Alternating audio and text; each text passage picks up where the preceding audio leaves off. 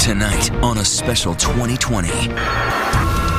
We got the most complete look yet at the 40 minutes that changed the world. The night strike that took down the world's most wanted terrorist. The authority here was to kill bin Laden. From the Situation Room to bin Laden's hideout in a tourist town filled with soldiers. Al-Qaeda might have thought that's the last place they think we will be. And inside the minds of the top secret team that stormed it, training for their one big chance. What X factor does it take to be one of the elite? You know they love their job. And as a wife, you're so proud of them.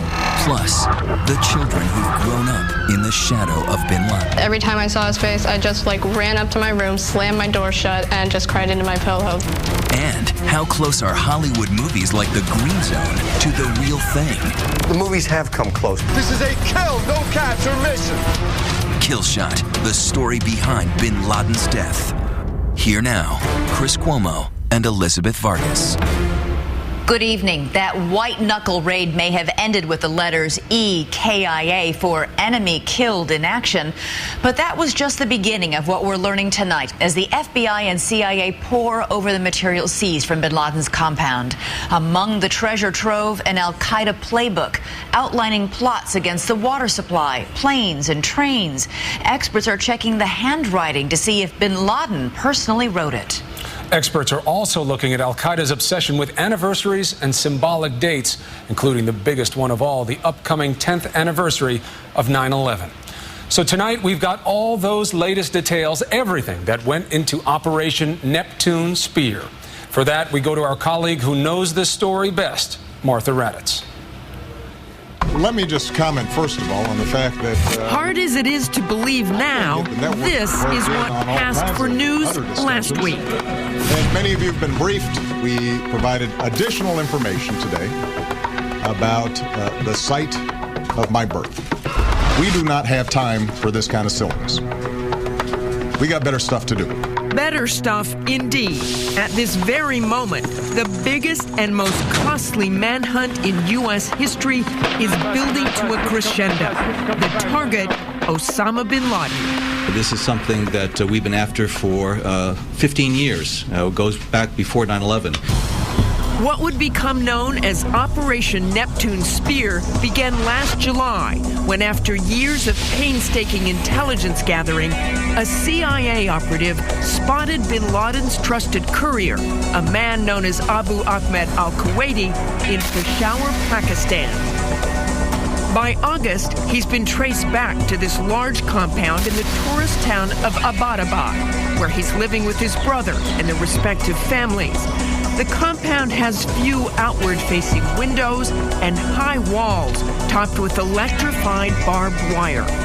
They had implemented some very heavy security measures. The president is first briefed on the compound that same month. Throughout the fall, aggressive surveillance from the sky and from a nearby CIA safe house determines that another family is living there too, on the second and third floors of the main structure. The family fits the profile of the bin Ladens. Suspiciously, they're burning their own trash. And a tall man, referred to as the Pacer by the spies, is seen walking in the courtyard. But it was all circumstantial. We never had direct evidence that he, in fact, had ever been there or was located there. Over the winter, the CIA's confidence in the target grows. In February, Director Leon Panetta meets with Vice Admiral William McCraven, head of Joint Special Operations Command, and tells him to prepare a mission plan. As winter turns to spring, the president chairs no less than 5 super-secret national security meetings on this topic. On March 14th, the option of a remote airstrike with B-2 bombers is offered and rejected. The president wants proof positive of bin Laden's death, not just a hole in the ground. If the operation is a go, it will be handled by the so-called silent option, the Navy SEALs. In April, units from SEAL Team 6 start training for the operation stateside, using a mock-up of the compound to familiarize themselves with its every structure, wall, and entrance. They deploy for a staging base in Jalalabad, Afghanistan, late that month. The individuals who carried out this assault planned for all the various contingencies. Last Thursday, 4:30 p.m., the president tells his national security team he'll make a decision soon, but he needs more time to think, and there's plenty to think about. The president has committed the American military to a third conflict, this one in Libya. Now is not the time for a high-profile fiasco, and the memories of prior failures, the botched rescue of the Iranian hostages in 1980, the Black Hawk Down disaster in Somalia in 1993, haunt the Situation Room. And just as troubling, the blown opportunity in 2001 to kill bin Laden in the caves of Tora Bora. We had the best intelligence case that we ever had on bin Laden since Tora Bora. Friday morning, 8:20 a.m., while billions of people are consumed by the spectacle of the royal wedding, President Obama meets again with his national security team and tells them it's a go. Immediately after green-lighting the operation, the president flies to Alabama to tour the storm damage, while in Jalalabad, the SEAL team makes their final preparation. Saturday, the president calls Vice Admiral McCraven, himself a former SEAL, and tells him, "It's in your hands, friend." But the operation is delayed. The weather's not right. In Jalalabad, the SEAL team goes through their checklist once again as they wait for the signal. The people of Pakistan and its military are blithely unaware of what's in the works. The biggest story of the day is a victory by the national cricket team. And West Indies 14-4. And in the States, the news is equally light. People think bin Laden is hiding in the Hindu Kush, but did you know that every day from 4 to 5 he hosts a show on C-SPAN? Saturday night is the White House Correspondents' Dinner. I sit next to Admiral Mike Mullen, chairman of the Joint Chiefs of Staff. He's all small talk. You'd never know what was going on, while President Obama does some Oscar-worthy acting himself. My fellow Americans, mahalo. It is wonderful to be here at the White House Correspondents' Dinner. What a week. But behind the scenes, in the Situation Room, White House staffers and the military are beginning to gather. Sunday morning, Director Panetta goes to church. The president takes in 9 holes of golf. By 1 p.m., the national security staff is now gathered in the Situation Room, hooked into a live video feed from CIA headquarters. We had set up an operations post here at the CIA, and I was in direct communication with Admiral McCraven, who was located in Afghanistan. 2:05 p.m., 11:05 in Abbottabad. The operation is Code Green, and the Navy SEALs, the silent option, are slipping over the base of the Himalayas with public enemy number 1 in their crosshairs. Stay with us. Sunday night, as the clock strikes midnight in Abbottabad, the SEAL team, 79 commandos and 1 dog, are en route to the compound in 2 Black Hawk helicopters, their rotors specially modified to fly almost silently. Backing them up are 2 Chinooks. The SEALs are armed with M4 assault rifles, night vision goggles, and handguns. Time is tight. The Pakistani military has been kept in the dark, and the commandos must be out safely before planes are scrambled in response to the incursion. This operation was designed to minimize the prospects, the chances of engagement with Pakistani forces. Neighborhood residents would later report a loss of electricity and cell service as the operation commenced. Then suddenly, a near disaster. One of the Blackhawks is caught in a wind vortex as it tries to land in the compound. As the pilot pulls up, the helicopter clips a rotor on the compound wall and makes a hard landing outside. Seeing that helicopter in a place and in a condition that it wasn't supposed to be, I think that was one of the, at least for me, and I know for the other people in the room, was the concern we had that now we're having to go to the contingency plan. The second Black Hawk, initially meant to lower SEALs onto the roof of the compound, now lands outside the courtyard to join the others. Instead of roping down, the SEALs now must breach the walls, blowing holes where necessary. 12:30 a.m., as the 25-man ground team goes in, there's uncertainty back in Washington about what's happening. Once those teams went into the compound, I can tell you that there was a time period of almost 20 or 25 minutes where we really didn't know just exactly what was going on, and there were some very tense moments.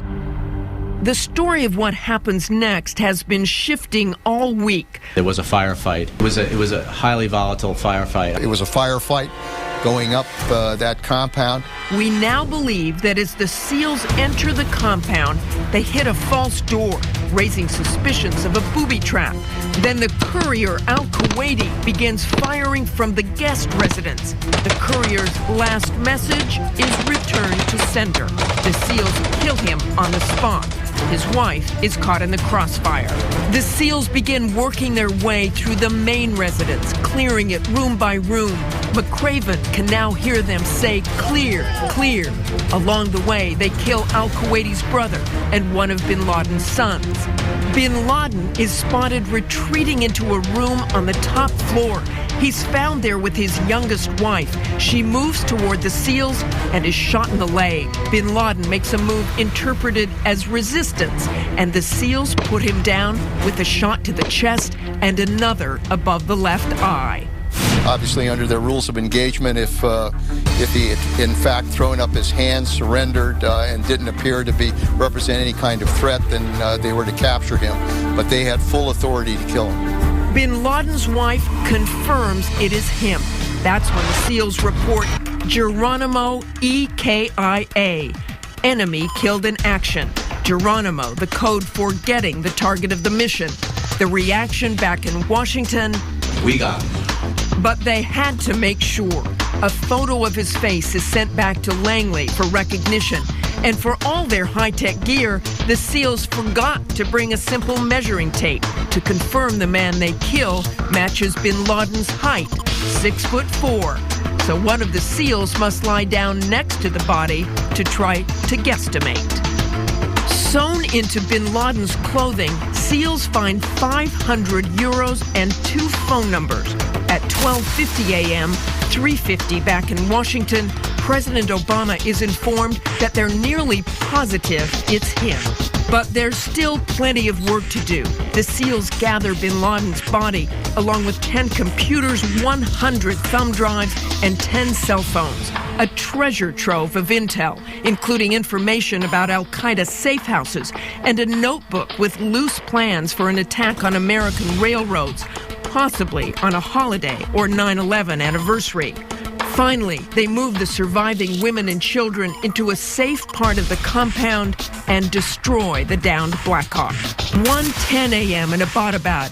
While the Miami Heat are hosting the Boston Celtics in the NBA playoffs, SEAL Team 6 takes off from the compound and makes a fast break for the Afghan border. A local man just tweeted, "Go away, helicopter, before I take out my giant swatter." At that time, the Pakistanis were reacting to an incident that they knew was taking place in Abbottabad. Therefore, they were scrambling some of their assets. The helicopters crossed back into Afghan airspace without a single American casualty. At the White House, a moment of pure jubilation. Good job. It's him. This was him. 7:01 in Washington, 4:01 in Abbottabad. Just after preliminary DNA testing is completed, the president is told there's a high probability bin Laden is dead. At 9:30, he informs Senate Majority Leader Harry Reid. The president was very somber in his relating to me what took place. At 10:45, the networks go live in anticipation of a major statement from the president. At 11:35, the president addresses the nation. The subject this time is not the circumstance of Obama's birth, but of Osama's death. The death of bin Laden marks the most significant achievement to date in our nation's effort to defeat al-Qaeda. The president congratulates the staff. Good job, National Security Team. Thank you for that. Yeah, proud of it. You guys did a great job. Finally, around 1 a.m. Monday, as spontaneous celebrations erupt at the White House and Ground Zero, bin Laden's body has finally come to rest on the USS Carl Vinson, somewhere in the North Arabian Sea. The body is washed and placed in a white sheet. It was prepared in accordance with the Islamic requirements. Some words in Arabic are spoken. Then at 2 a.m. Washington time, the body is tilted and dropped into the sea. Mission accomplished. When we come back, the SEALs who took down bin Laden. Would you put yourself through training like this to become the best of the best? They did. How would you describe one of these guys? My description is that they're social misfits that make music together. Next. This week, the word SEAL can only mean one thing: hero. And what makes the SEALs who took down bin Laden, the vaunted Team 6, even more compelling is the mystery that surrounds them. So secret, there could be no photos when the president congratulated them today at Fort Campbell, Kentucky. The more you learn about these men, the more they really do seem like supermen. It is a very good time to be a Navy SEAL. The Navy SEALs, and oh my God, how about a tip of the hat to those boys? We thought we were going to spend Monday covering the royal wedding. Of course, that was before we knew the X-Men, aka SEAL Team 6, were taking out public D-bag number 1. And I want to personally congratulate the guys who got her done, SEAL Team 6. Give it up, absolutely. Team 6 is the new power phrase. From the president to the press, everyone is praising the heroes who took out enemy number 1. But those whose pride may be the most profound are here in the quiet town of Virginia Beach, the home base of the elite SEAL unit called Team 6. God bless the man that took the shot. Here they know how big a deal this truly is for Team 6. Taking out bin Laden was the fulfillment of a promise made 30 years ago. It's a nice way for me to say I told you so. Former SEAL Richard Marcinko was given the job of developing Team 6 in 1980, an order born of failure after a botched attempt to rescue American hostages being held by followers of Ayatollah Khomeini in Iran. I still relive the embarrassment that I felt sitting in the command center at the Pentagon, Desert One, when it was called off. The pain of losing 8 servicemen in a fiery crash became the motivation to make sure America would never fail again, that we would prepare men to take on any terror threat and get the job done. No longer would counter-terrorist operations be done by, in essence, part-time help. I mean, there's a self-contained unit that can go any place in the world and literally do nothing but kick ass. Bottom line, they are the best of the best. Team 6 is drawn from the top of the 2,500 member SEAL ranks. Men aged 26 to 33 are selected, ensuring a base of years of battlefield experience. They endure the most intensive training in the world to become the best anywhere doing anything, whether sea, air, or land. That's what SEAL stands for. They have to make your life as miserable as possible in training, and they don't want to see any signs of weakness at all in you. The training is basically a 2-year-long hazing process, a hellish experience where recruits are subjected to constant physical strain, forced to endure Arctic conditions and submerge themselves in freezing water, even endure exposure to tear gas. 75% don't make it through. Hey, you got some kind of problem? If you do make the cut, it then takes years of field experience to even be considered for Team 6. Members of Team 6 have their soldiering skills honed to an almost superhuman level. On missions, they may jump from a plane 11 miles up, sit in deadly silence, trained to camouflage themselves to any environment, or hold their breath underwater for over 2 minutes without releasing a single bubble. Now, all of these examples may seem to blend together, but I assure you, these men do things that we cannot. Usually, if you go into the water with your hands and feet bound, it's the last time anybody's going to see you. But Navy SEALs spend a lot of time like this.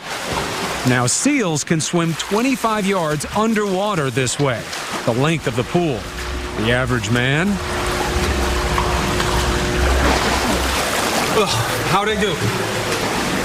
Barely half. They have to do the whole length. And guess what? This is the easy part. Easy because what really separates Team 6 is their mental fortitude, their ability to fight through pain, maintain focus after days of battle stress, and overcome fear in the face of the enemy. You got to swim into land, and then you've got to patrol or navigate into your target. You're going to break down, and you're going to start getting tired, and it's the mind that's going to keep the person going. Incredible achievement that comes with incredible sacrifice. But more than the toll on the body or the mind, it is the toll on the personal lives of these men that may be most painful. Unfortunately, it's a little bit of a joke when you see your old buddies say, hey, what marriage you on now? You know. Sometimes it's like you just want to punch a wall or just scream. And I'm sure many of us have. Linda has been married to a Navy SEAL for 22 years. She can't reveal his name because, like all SEAL team members, his identity is top secret. She says there's an unspoken agreement between husband and wife about a SEAL's double life. The mission is off limits, a rule that's tough to live by. It's not easy, but I have to say the homecomings make it so worth it. It really does. The homecomings make it worth it. You know they love their job. And that, as a wife, you're so proud of them. The greatest strain on the family, though, is not what happens when a loved one comes home, but what happens when they don't. Navy SEAL Michael Murphy was killed in Afghanistan in 2005 after he deliberately exposed himself to enemy fire so he could call in air support. Michael was a special operator, and those SEALs are a community unto themselves. Michael was awarded the Medal of Honor, and this newly built warship will be called the USS Michael Murphy, to honor not just his sacrifice, but that of his fellow SEALs as well. They all carry within themselves the same personality and the same sense of duty that Michael did, and we should thank God that we have such men. When we come back, it was home to a platform bed, a small rug, and the world's most wanted terrorist. It's also a vacation paradise. So how did Osama bin Laden end up living there? It was the only place he could walk to. Next. 18-foot walls, barbed wire, 2 security gates guarding the only way in. A little obvious, you'd think, in a town that was known as a garden spot for tourists, not to mention being just 1 mile away from Pakistan's version of West Point. So how did the most hunted man in history come to be hiding in plain sight in a town called Abbottabad? ABC's Nick Schifrin is back on the scene. It isn't a mud house in the mountains. It isn't a hidden cave. The hideout of the world's most infamous terrorist this week turned into a tourist attraction. With families, kids, and neighbors standing outside the home where bin Laden lived. That is until this morning, when the Pakistanis suddenly closed it down, cutting off access to almost everyone. Among his neighbors, the CIA. They moved into one of these houses near bin Laden's compound about 6 months before the raid. They tried to peer over the walls and listen to his phone conversations. Up until that point, his hideout had worked perfectly. He'd already lived here for 5 years. Now, the reason he ended up in Pakistan was it was the only place he could walk to from Tora Bora. He was being heavily bombarded by the U.S. Air Force. He took a small group of people and quietly climbed down the other side of the mountain pass into Pakistan. While the U.S. scoured the mountains, construction on his future home began in 2005 using his own money. His fortune came from the family construction business, and now in a middle-class suburban neighborhood hundreds of miles from the Afghan border, the compound rises. 3 stories, 12-foot walls, but a modest, almost shabby interior, a platform bed, and a small rug in what was likely his own room. The house lies on the edge of Abbottabad, right between 2 very different sections of town. One, upper middle class, where even some retired army officers live. And the other, behind the house, that is rural and poor. But of all the cities, why did he choose this one? Take a look at this map. There is bin Laden's compound, and just a few thousand feet away, Pakistan's equivalent of West Point. This is a military town, and every major Pakistani military figure has graduated from the military academy here. Well, there are 2 ways of looking at Abbottabad. One is, if he was being supported by a network of Pakistani military sympathizers, Pakistani intelligence sympathizers, this is where they were living themselves, and so this is where they put it. Another theory is that precisely because it was a military town with a lot of retired intelligence officers, Al-Qaeda might have thought that's the last place they think we will be. But besides the military, this town is known for something else: tourism. There are dozens of hotels downtown. Locals call it a hill station, where the weather is nice, the scenery lush.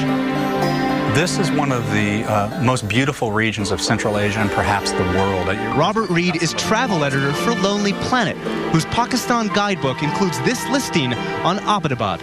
Abbottabad is on the southern stretch of the Karakoram Highway, which is about an 850-mile road that connects Pakistan with China. It's considered one of the great journeys in the world. And this place, it looks European, like tree-lined streets. You have 3 active churches there, so it looks different than a lot of Pakistan. But not quite as peaceful as it used to be. Just this morning, new troubles here. Protests in support of bin Laden, graffiti on the walls near the compound, and some 200 people rounded up by authorities. Pakistan is embarrassed and uncomfortable with what's happening, so it's considering blowing the compound up to prevent it from becoming a kind of shrine. But no matter what happens to this house, Abbottabad will now always be known as the place where bin Laden lived and died. When we come back, they lost parents and grew up with terror. How does Osama's death affect them? My mom thought it was a sign that my dad was giving me a birthday present. Is that really how you felt? When my sister found out, she was just doing my dad's old happy dance, and oh my God, I was just laughing because I have not seen that happy dance in years. They are the Harry Potter generation, teenagers who have never known an America without the fear of terrorists attacking, kids whose lives have been bookended by 2 iconic events, 9/11 and now the killing of Osama bin Laden. I sat down with a group of teenagers, some of whom lost parents, all of whom were deeply affected by the death of bin Laden. The panicky first graders who ran for their lives from an elementary school 2 blocks from Ground Zero are now in high school and among the jubilant generation who celebrated the death of Osama bin Laden. Everyone's just chanting America. You look out the window on the street and you just see people running. I ran downstairs to go to my mom, and I was just so speechless. I pointed at the TV. And I see breaking news, Osama bin Laden's been killed. And I ended up watching it for, up until maybe 4 a.m. Kevin Vila was in 3rd grade when he buried his mother, Yamal, an EMT who died at Ground Zero. He is now 17. I wanted to see the crowds of people because I would have done anything to have been there. When I got to school, my friends ran up to me and was like, "Oh my God, you just got the coolest birthday present in the world." Amanda Higley was 4 when she last celebrated her birthday with her father, Robert. He died in Tower Number 2. My mom thought it was a sign that my dad was giving me a birthday present. Is that really how you felt? Kind of. Couldn't get over most of it. And I swear when my sister found out, she was just doing my dad's old happy dance. And oh my God, I was just laughing because I have not seen that happy dance in years. Bin Laden's death was also a kind of gift to Jake Meltzer, who lost his father, Stuart. Jake turned 13 last Friday, and with the news that Bin Laden was killed, had much more to celebrate this weekend. Saturday was my bar mitzvah day, and Sunday I had 1 million people writing my wall, 3 different things, happy birthday, mazel tov, and you really deserve this. I'm curious, in that moment when you get this news, you must also think of your dad or your mom. I mean, I'm sure that never stops in your lives, right? Yeah. Gabrielle Lenahan's father, Joe, was in the South Tower. She was 7 on 9/11. Her sister emailed her Sunday night with the news that Bin Laden was dead. The news reminded me very much of my dad because I know I'm very proud of our government, and I know my dad would have been very proud as well, so it reminded me of that. Ask any baby boomer about the day JFK was shot, and they can remember exactly where they were, what they were doing. The events of 9/11 and the face of the man behind it are seared in the memory of every American, but those who were children on that day have grown up in a new and anxious world. They've never known a time without Osama bin Laden. Grown-ups tell kids all the time, monsters don't exist. There is no such thing as the boogeyman. This was the first time in real life when we all learned that monsters do exist. Every time I saw his face, I just ran up to my room, slammed my door shut, and just cried into my pillow the whole time. We were kind of forced to grow up very fast. What aspect of your childhood do you think was lost as a result of 9/11? The fact of enjoying childhood as it is was sort of taken away from a lot of us, really. Your outlook on life is so much darker. It's so much harder to really hope for something. As the incredible story of how bin Laden was caught and killed has emerged, they have all thought back to the day when their young lives changed, their childlike sense of safety lost. I watched the smoke come towards me, and I saw people fainting on the street. It was so abysmal and apocalyptic. My mom shows up at my school shaking and frantic. I immediately started feeling the same way, and she told me, things are exploding, Chris, and that we have to go home.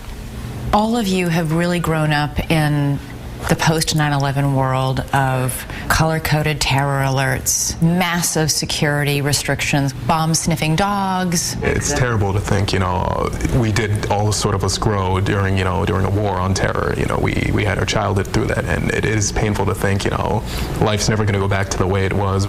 Do you guys think there's ever going to be a day when you all feel safe in the world? No. No. No one will ever feel safe. No. There's no force field around America. Just because we have a very strong military doesn't mean that no one's going to try to attack us again.